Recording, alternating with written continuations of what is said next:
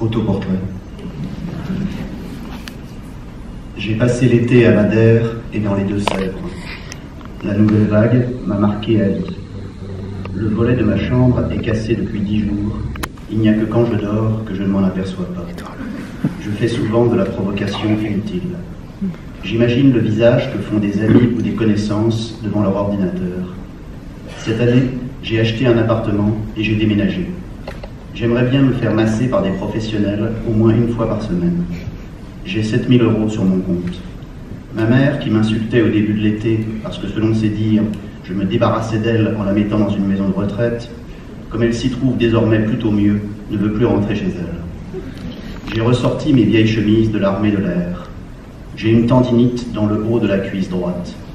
L'autre jour, en invitant quelqu'un chez moi, j'ai fait un lapsus dans lequel j'ai dit « Si tu veux bien enlever mes chaussures, j'aimerais vivre un an à l'étranger ou en dehors de Paris. » L'idée que nous ne sommes qu'à 1h30 de la mer et que nous ne la verrons pas est frustrante. J'ai revu Shoah tout seul chez moi, sur mon ordinateur. Il m'est devenu difficile de mettre un pantalon blanc. Le titre de mon prochain livre est déjà trouvé, mais ce n'est pas déjà trouvé. J'ai mal mesuré les cotes de ma bibliothèque. Certaines étagères sont trop hautes et d'autres trop peu. Toutes sont trop profondes. J'ai appris à faire du scooter électrique. J'habite désormais dans le 18e arrondissement, où vécurent mes grands-parents. J'ai récemment décliné une invitation à la radio, car moi non plus, je n'ai rien à dire sur MeToo. À Madère, nous avons séjourné 3 jours dans un hôtel rempli de Français. J'ai trouvé dans la petite bibliothèque de l'hôtel un exemplaire dédicacé des journaliers de Marcel Jourandeau, et je l'ai volé. Presque tous les plats que je fais manquent de goût. Je pense que le roman demande moins de concentration que les autres genres. J'habite rue Marc Séguin, mais je ne sais pas qui est Marc Séguin. Les filles qui ont des tatouages d'ailes d'ange dans le dos m'agacent, et les hommes qui ont des scorpions tatoués sur le cou me font peur. J'ai déjà vu des filles qui ont des scorpions tatoués, mais jamais des hommes avec des ailes d'ange. La mort a beaucoup frappé cette année, et nous ne sommes qu'en septembre. Je ne sais pas comment écouter de la musique chez moi, et du coup, je n'en écoute pas. Je vois la vie quotidienne sous l'espèce du combat, de la petite victoire à mener. Quand j'écoute une émission à la radio, je réponds aux intervenants en faisant des commentaires, en approuvant ou désapprouvant leurs propos à voix haute. Je vais bientôt aller à Utrecht, à Montréal, à Moscou. J'ai suivi une formation de scooter dans un parking.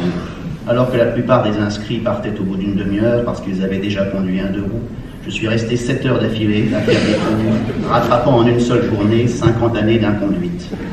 Je pourrais fomenter une tentative d'assassinat contre le PDG d'Orange ou celui de Vélib. Le matin, je fais rouler un dé qui donnera la valeur de la journée.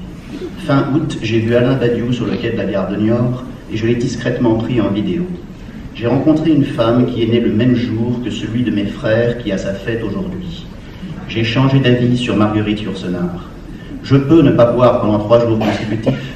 En général, je craque au bout de 4. Nonobstant les conseils de mes proches, j'ai mis de la moquette marron dans 3 de mes pièces.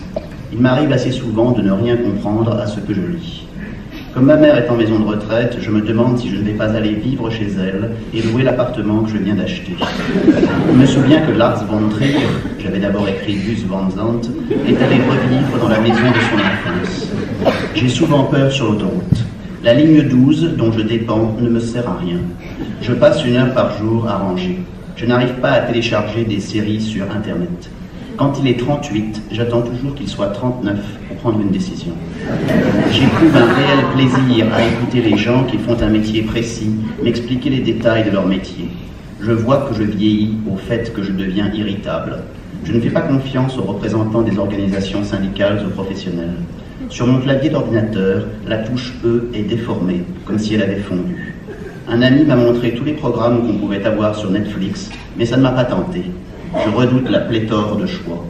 Les gens qui viennent chez moi trouvent que c'est trop vide.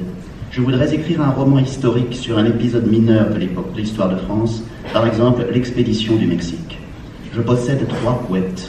Cet été, en écoutant la radio sur une route, je suis tombé sous le charme de la voix d'une philosophe avec laquelle j'étais d'accord à 80%. Le dire me bouleverse plus que le faire. J'aime lire 2 fois le même livre dans une traduction différente. Chez moi, je suis en chaussettes. Je ne crois pas à la décroissance. Quand je mange du beurre de cacahuète, j'ai l'impression qu'il va directement se coller sur mes artères pour les boucher. Je serais incapable de dire si je suis célibataire ou non. À peine ai-je emménagé dans mon nouvel appartement que j'ai eu envie de le quitter. J'aime me lier avec des inconnus. Je pense souvent à la phrase d'André Gide, « Si c'était à refaire, je mettrais dans ma vie beaucoup plus d'audace ». La plupart des grands problèmes dont traitent les médias ou les thèmes à la mode ne m'intéressent pas du tout. J'aime pénétrer une femme lentement. Quand je vais chez Leroy Merlin, je suis sûr que je rentrerai chez moi avec plus de produits que je n'avais l'intention d'en acheter. Souvent, je ne sais pas quoi faire entre 18h et 19h. L'augmentation de la population me préoccupe, mais je me souviens d'une chanson à message sur le même thème lorsque j'étais enfant, qui plus est chantée par Henri Salvador. « Je ne veux pas crever ici » est une phrase que ma mère et moi avons dû prononcer chacun dans notre nouveau home sans nous concerter. Le cas des artistes et des écrivains qui deviennent exécrables, comme Louis Kahn, ou simplement mauvais, comme Christine Angot, m'intéresse. Je fais le crumble aux pommes avec de la farine d'épeautre. Je traverse une période de livrophobie. À chaque fois que le thème des migrants vient sur la table, je pose la même question à mon interlocuteur. Sais-tu qui est le président de l'Érythrée? Et j'obtiens toujours la même réponse. Cet été, je suis allé chez des gens qui n'ont même pas songé à arrêter l'arrosage du jardin pendant que nous dînions, alors que des gouttes d'eau nous aspergeaient régulièrement. Je connais trop les thèmes conversationnels de ma fiancée. J'attends d'une biographie qu'elle soit une biographie et non un essai où le biographe se fait plaisir aux dépens de son sujet. Il y a 6 ou 7 dealers qui trustent le bas de mon immeuble chaque soir entre 8h et minuit. J'écris en faisant de courtes et fréquentes pauses. Pour écrire son rapport sur la sexualité, Sheila Haidt a envoyé par la poste des milliers de questions et a reproduit les réponses. J'aimerais vieillir dans une communauté d'amis.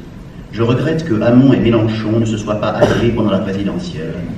Une race de gens effroyables sont les gens dont il est impossible de couper le flot de paroles. Une porte qui claque est un petit meurtre. J'ai acheté 3 paires de chaussettes chez Monoprix en me disant « c'est toujours ça de moins pour Uniqlo ». L'appartement que j'ai acheté a été construit lorsque j'avais 7 ans.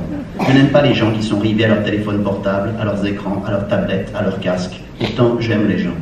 À chaque fois que j'entre dans une librairie, un centre d'art ou un théâtre, il y a un livre de Jacques Rancière. La femme que j'aime m'a dit l'autre jour « Je ne t'aime plus ». J'ai éclaté en sanglots et elle a ajouté « Toi non plus, mais toi tu ne le sais pas. Je vois moins de rats qu'il n'en existe, mais j'en imagine plus qu'il n'y en a ».